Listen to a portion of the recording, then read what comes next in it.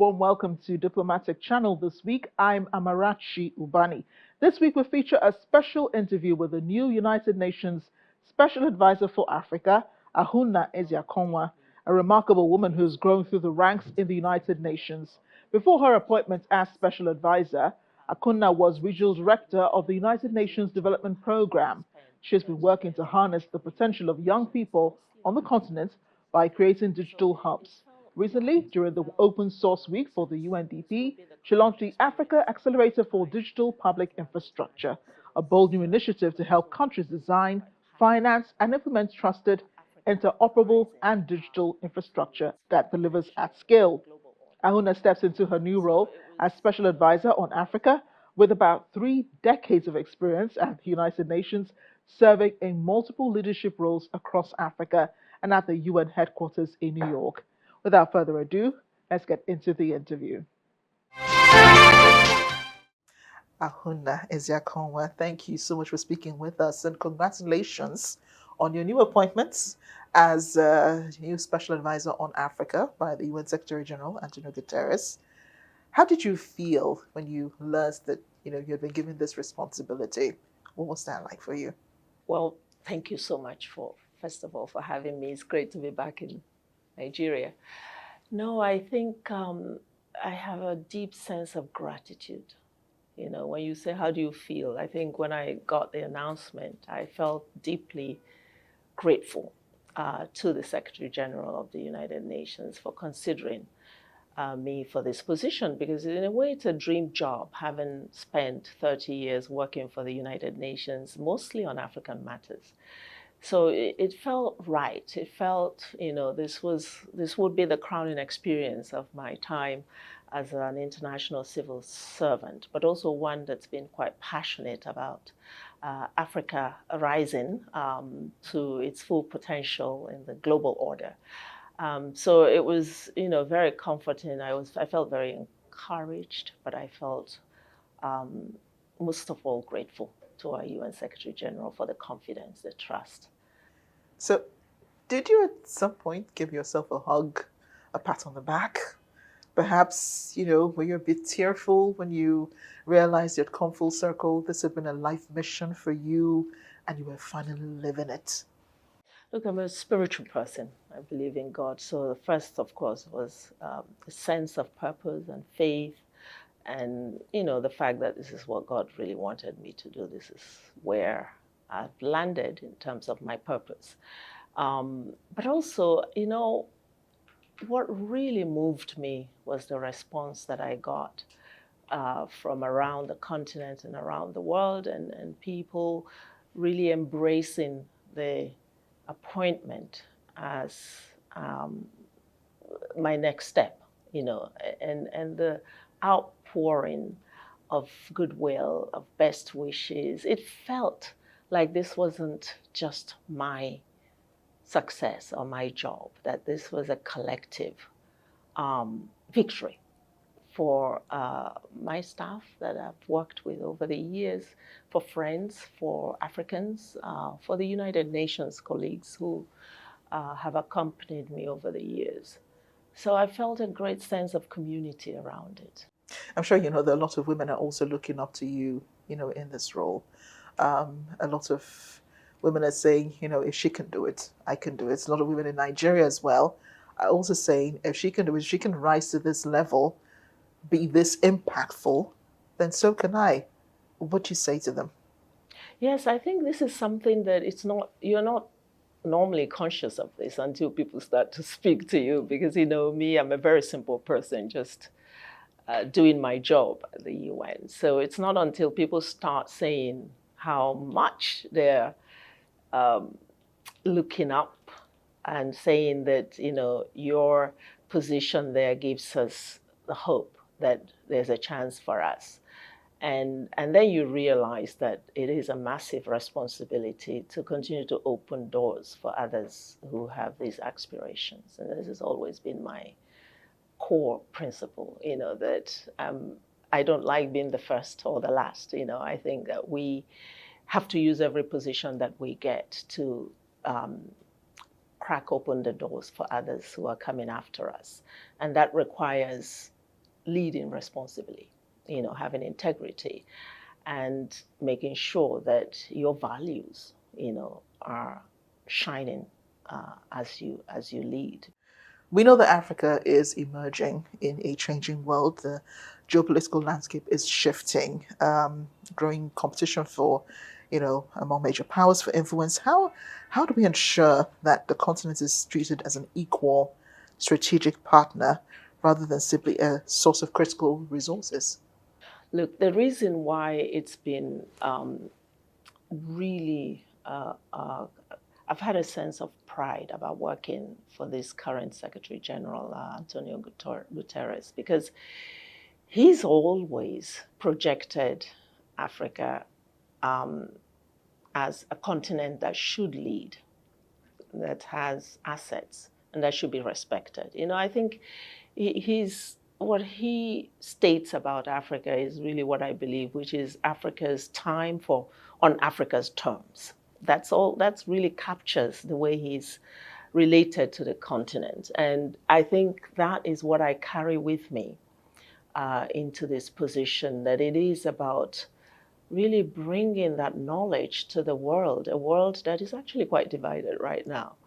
That there is a place called Africa which should not be written off as a charity case or as a place where you just simply discuss what you do to help Africa, but seen as a legitimate partner in building a world where everyone feels safe and feels taken care of.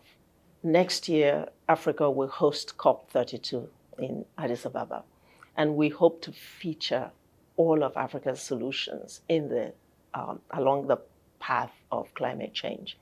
So, we talk about Africa having all the minerals that will power a net zero world, whether it's in terms of rare earth, lithium. I think we're counting at over 30% of the world's resources, mineral resources on the continent. What does that mean for the agency of the continent? So Africa's voice is going to be a lot stronger because it has something that the world needs. But it has to be on its terms. It has to be presented in such a way that the continent is also benefiting, because it does have a lot of deficits. When you talk about dormant capital, I'm just wondering, if you think, African leaders really don't know about this. I mean, unfortunately, the continent has a narrative of, having corrupt leaders and so on, mismanagement of resources and all of that. You don't think that they're aware that there is dormant capital? Look, I think the system, the financial system, is kind of rigged against progress on the continent. The way the architecture is set up, countries are told that, unless you can park this amount of money abroad, your credit will not allow you to borrow more.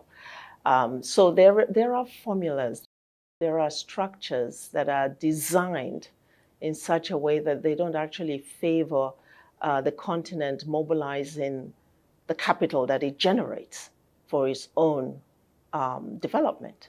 So it's really interrogating that space now. And it's not just all about illicit financial flows, which is already quite significant. I mean, we're talking tens of billions of dollars of leaving the continent on a yearly basis that could be drawn back. That space, Africa doesn't have total control, because there are all those legal structures that. But there is a space of domestic resources that Africa still controls and can control, but just needs to channel it better. And this is the kind of capital I'm talking about. And it's different in every country, but countries need to look at their sovereign wealth funds. They need to look at their pension funds. They need to look at the way they manage them and how they can liberate capital for their development, for infrastructure development, for energy. A lot of it could come from within, but there's also taxes, UNDP has been working on tax administration, for instance. We know that it's not just about raising taxes for the poor, for the small, medium enterprises, but there is a lot. The tax base is still quite narrow in many countries, and you can expand this. There are a lot of people who should be paying taxes who are not. You're aware, that some countries in Africa are resorting to military rule. They have ditched democracy. Are you concerned about that? Well, first of all, let's put it in perspective. There are 55 African countries, 54 by UN terms, and we have about 5 or 6 who have gone in this direction. Still way too many, given the advancement that we've had in democracy over the years. And the region, yes. So yes, it's a concern. But for us, I think we actually did a study on this as UNDP and did a survey of African populations in the different countries that are affected, but also countries that are still promoting democracy. And I think what we found is that this isn't Africans saying, we don't want democracy. It's Africans saying, we want democracy that serves us, that works in our interest, not against us. So it's more like an outrage on how democracy is not delivering the development dividends and how it is manipulated, by or captured by the elite. And the citizens are asking for something different. They're not necessarily asking for the military. I don't believe that most of them believe that the military will bring the answer. But they want answers. They want something different. They want change. And so it's not, I don't think it's a movement against democracy. I think it's a movement against democracy that doesn't deliver for the people. So, you said that people want change. Of course, it's not necessarily military governance. How can they rebuild confidence in democracy? Well, they want change in different directions. I mean, one is accountable leadership. They want leaders that can be accountable. They want leaders that can root for them, that can build nations that work for everyone, not just for the few. They want service delivery, Governance is supposed to deliver services to the people. So when you don't have roads to get from A to B, when you're pregnant and you want to have a baby, you can't get a facility nearby to safely deliver your baby. When your children are not able to attend quality schools, right? Because the services of the schools are below standard, because there is not enough resourcing of those schools. When the opportunities that are created don't cover the ambition of the young people, even when they do go to school, they graduate and there are no jobs, So it is the death of hope that is really, I think, instigating and motivating the pushback on democracy. If democracy delivers hope, everybody will celebrate it, as we've seen indeed in quite a few countries where democracy has continued to triumph. But it's a work in progress. Democracy is not a given. Countries have to keep working at it and deepening that democracy. Institutions are really important, because if institutions are weak, then democracy is about personalities. We need to, and the personalities come and go. But also important to have policy consistency. Because it's not so much that we always have bad leadership, but the thing is, politics is short-term. There's a lot of short-termism around politics. So, this party comes into power this season, they finish, they do whatever they said they would do or not, and then the next transition happens, and those policies and initiatives are not carried forward. So we need to find a way to make democracy closely linked to development. Some people will call it developmental democracy, where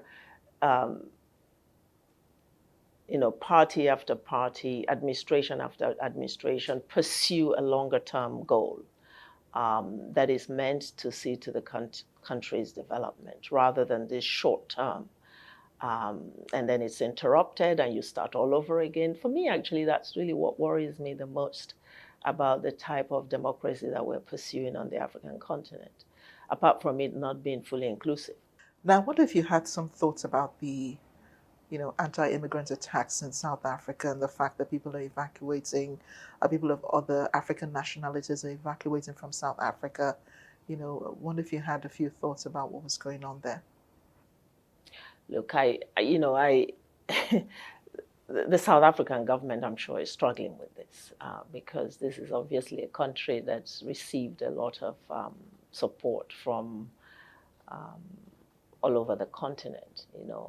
I grew up in the time of anti-apartheid movement. I was myself in South Africa when they had the all-white referendum under de Klerk, and I was, I was young, but a keen observer of what was going on there. But, for me, it was personal. For most of us coming out of a country like Nigeria, it was really a personal mission to see the end of apartheid. And so, fast forward to what's going on today, what you would wish is, at the very least, an understanding of the fact that we are one, and it's a larger question of free movement and integration of the continent. Now, today, we have quite a few countries on the continent that started to do a visa-free regime for Africans, Rwanda, Kenya, Burundi, and they're all happening now. So I think Africa needs to address this core question of free movement and regional integration. So otherwise South Africa will not be the last one.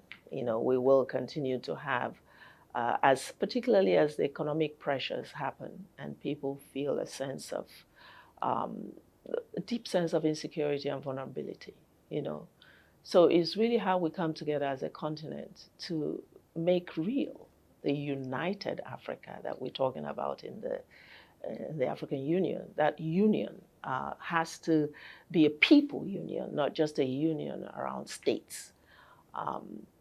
So, we also now have the One Africa market. We have the Africa Continental Free Trade Area. How are you going to implement that without institutionalized free movement, without legal frameworks that allow Africans to move freely and to do business freely across borders?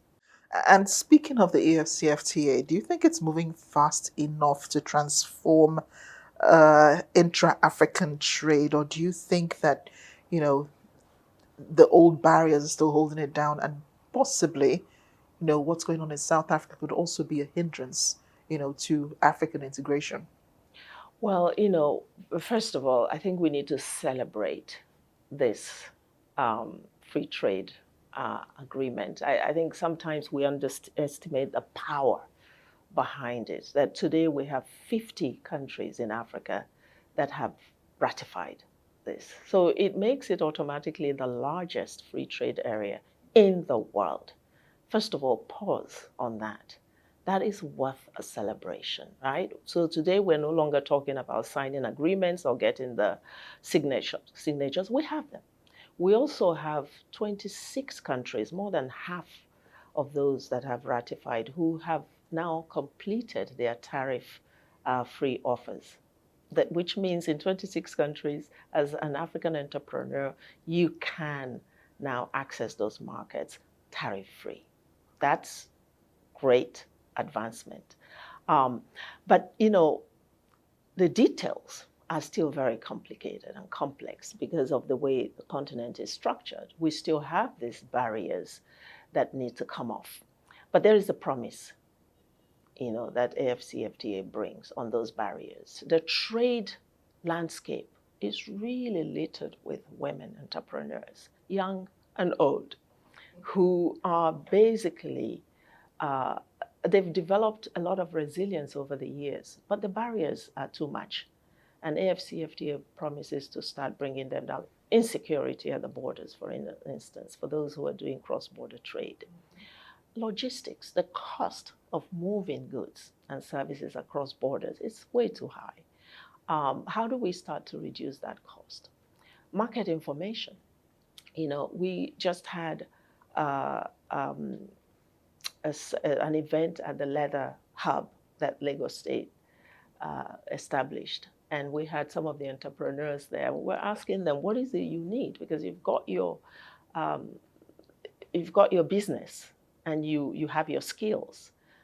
What are you lacking? And most of them talked about market information. They want to expand their markets. They want to be able to access new markets. And that's what AFCFTA offers.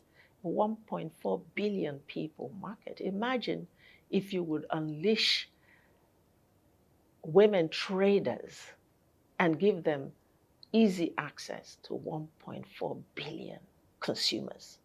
They will be unstoppable. Our economies will be transformed. So for me, AFCFTA is not just a trade agreement. It's a development strategy. Speaking of small businesses, I mean, this is a lovely piece of equity cloth. And, before the interview, we talked about, how you had this woven somewhere in Abia State. Any chance that those women could also key into the AFCFTA? Indeed. I mean, Akwete is a very traditional fabric. And actually, it's a whole community in Abia State that works on this, and they're very proud of it. So they keep it close to their chest. They don't want it corrupted. Of course, it is corrupted. You have it now printed in different countries, India, China, and it's hand woven, and they've kept it authentic, But it takes too long, and you'll never be able to produce enough, to satisfy the demand if you're just doing one piece for 2 weeks, but also with a small number of people. So, one of the things that we launched, I told you I just came from Abia with the governor of Abia State, Dr. Oti, is a manufacturing tech hub. As part of our Timbuktu initiative. This is a university innovation pod that we collaborated with the federal government and the state government to provide this space at the University of Michael Okpara in Umudike. And we went to commission it. And these women were in the room, displaying their wares. And we started to have a conversation because what is in this unipod are machines, cutting edge equipment and machines that help you to bring such detail and precision to your commodities and also to scale, to manufacture in a big way. And conversations now going on with our community as to how we can assist them to produce more and to access markets. Because Aba is, as you know, is the manufacturing hub of this country. And I think when we talk about AFCFTA, I was starting to say it's not just a trade agreement, it's also what's going to help Africa to industrialize. Because you don't trade, AFCFTA demands Africa content.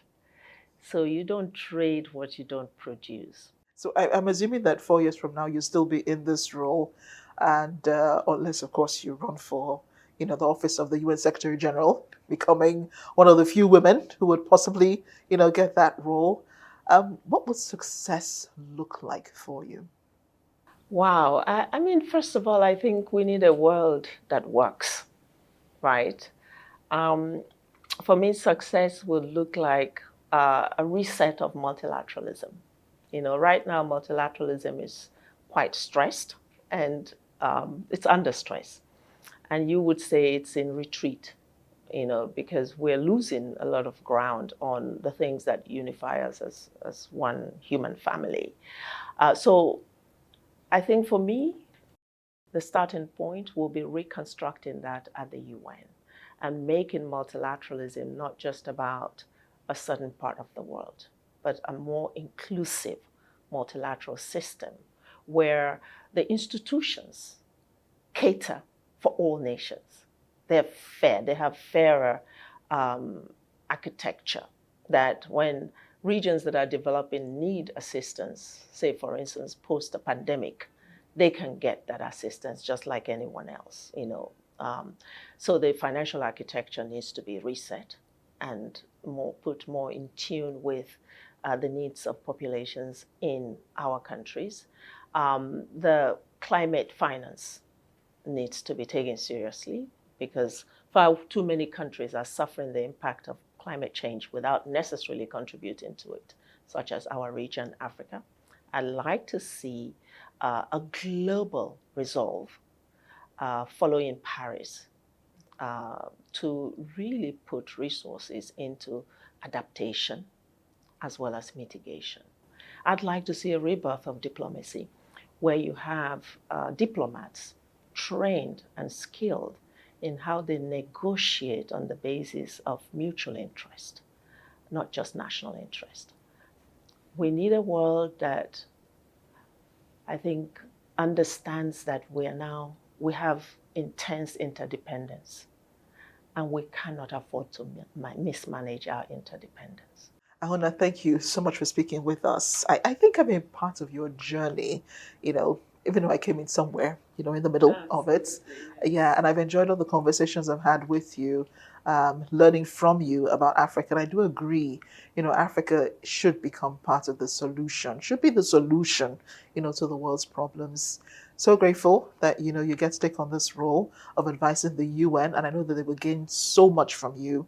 The rest of the world would also benefit so much from the knowledge that you have.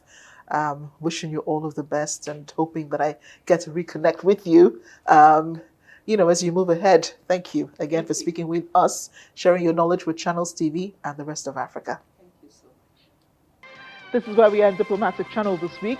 I'm Amarachi Ubani. I'll see you next time.